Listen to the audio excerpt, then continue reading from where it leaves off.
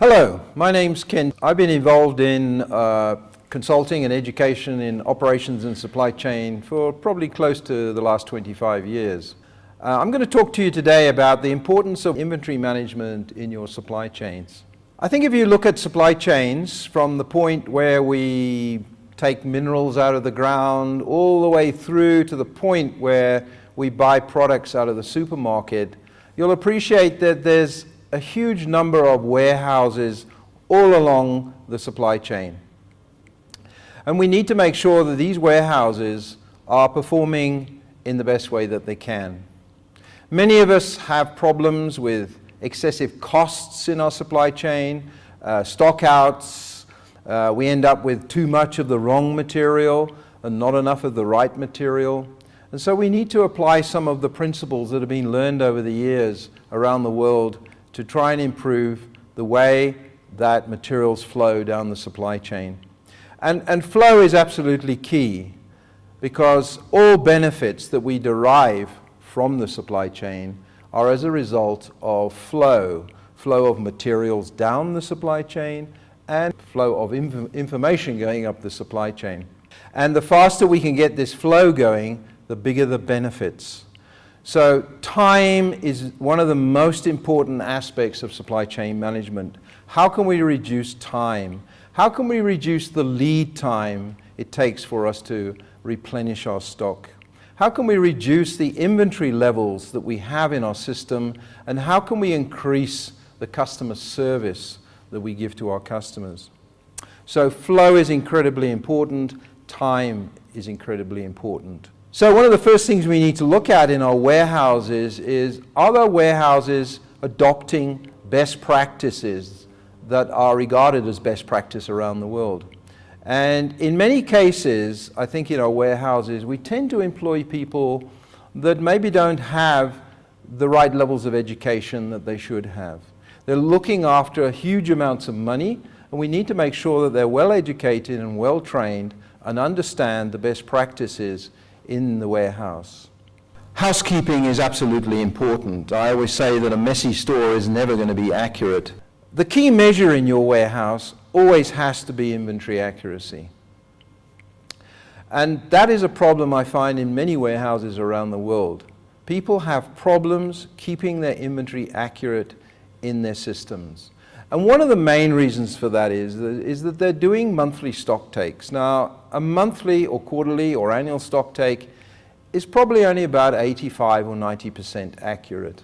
And this is nowhere near accurate enough for us to be able to use our planning systems effectively. And so we need to improve the accuracy in our warehouses. And the only way we've found to do that over the years internationally is to implement proper cycle counting processes.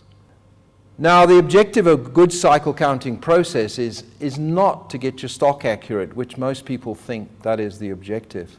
The objective of a good cycle counting process is to find out why your stock becomes inaccurate and then fix the problems. And then as a byproduct of your cycle counting process, your stock becomes more and more and more and more accurate. And there are many warehouses around the world that have achieved accuracy levels of well above 99%.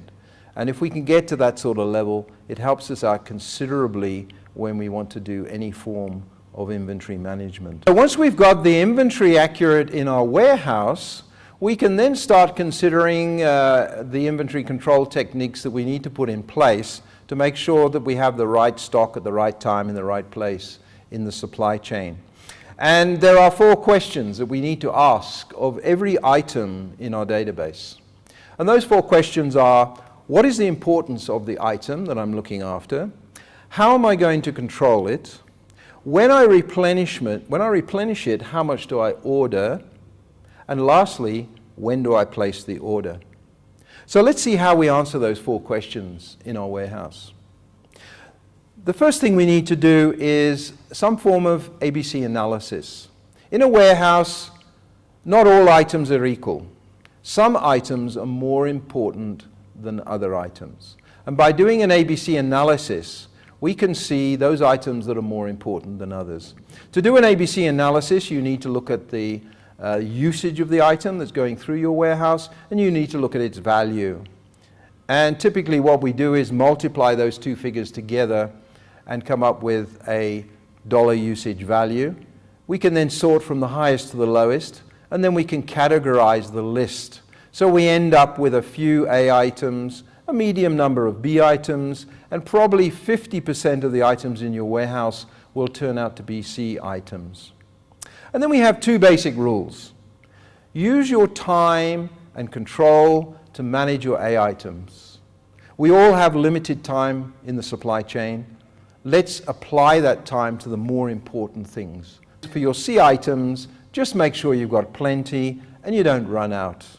They're probably only worth about 5% of usage value in your warehouse. The second question is, well, how am I going to control these items?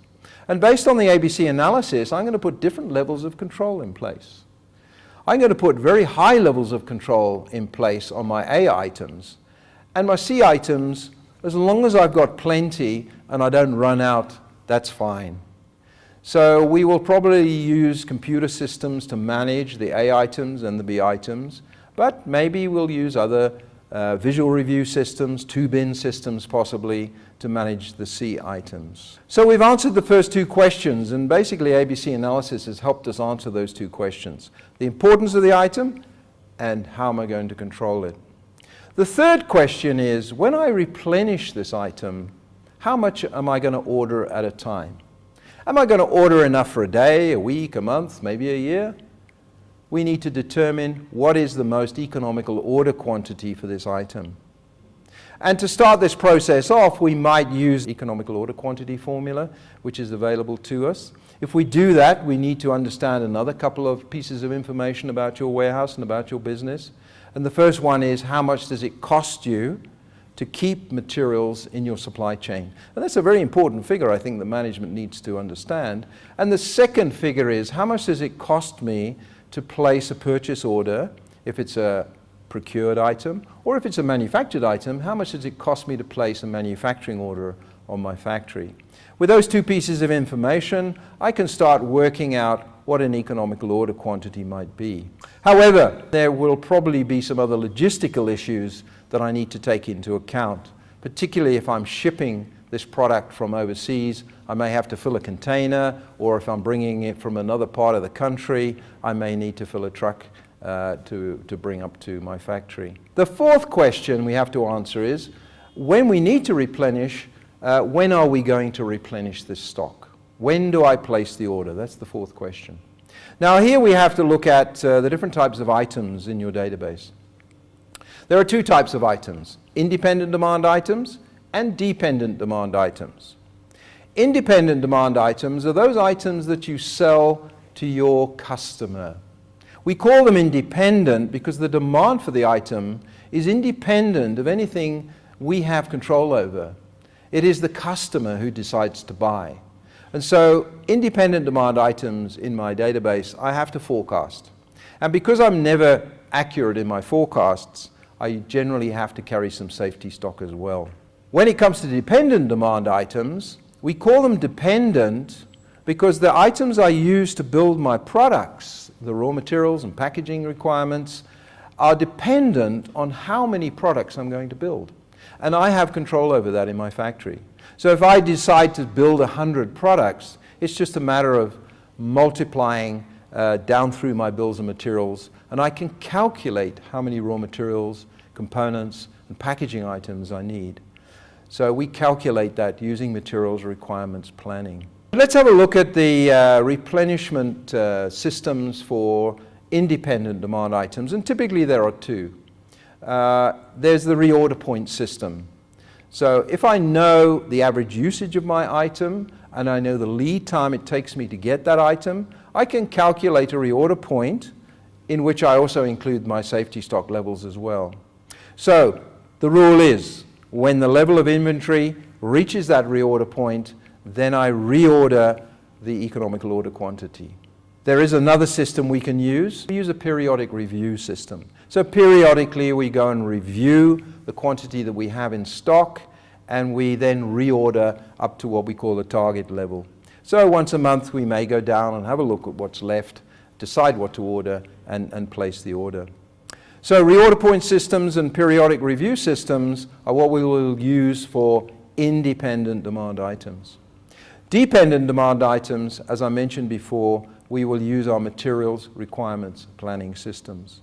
And we will explode down through the bills of materials and determine, based on how many we're going to manufacture in the factory, what we need to buy, how many and when we need them, and what we need to manufacture, how many and when we need to start manufacturing them. Once we have these basics in place, we can then start looking at how can we improve inventory management in our supply chain. And there are some other tools that we can look at, and one of them is Lean. Lean starts looking at mapping your processes, it starts looking for those wasteful processes, it starts looking for waste in the supply chain. And our objective is we want to take waste out of the supply chain. We want to lean down the inventories as far as possible and keep them flowing as quickly as possible. So there's some techniques that we can apply there to make some improvements in our supply chain. Another technique we can look at is the theory of constraints. And the theory of constraints is all about throughput through your manufacturing facility. And we want to increase throughput. And more often than not, we have some form of bottleneck within the system. So we need to identify bottlenecks, we need to buffer the bottlenecks, we need to make sure the bottlenecks, we can increase the throughput through those bottlenecks and ultimately increase the throughput through our supply chains. Another technique, which you may have heard of, is Six Sigma. Six Sigma is about looking at the variation in our processes. If you look at any process in your business, you will find the time it takes to complete that process varies somewhat. We need to understand that variation, and we need to try and reduce it as far as possible. So, using those tools in our toolbox, we can put some improvements into our supply chain. More recently, a new methodology has come to the fore, which is being tested by a number of large organizations around the world. And it's being called Demand-Driven Materials Requirements Planning, DDMRP. And the success that a number of companies are getting from this technique are absolutely mind-blowing. You know, increasing service levels up to 99%, reducing lead times by 80%, and reducing inventories in the system 30-40%, and just making huge strides forward. And this, we think, is going to be probably the next big thing in materials management in the supply chain. If you need to know any more about what I've spoken about today, talk to ISCS, and I wish you good luck in the future. Thank you.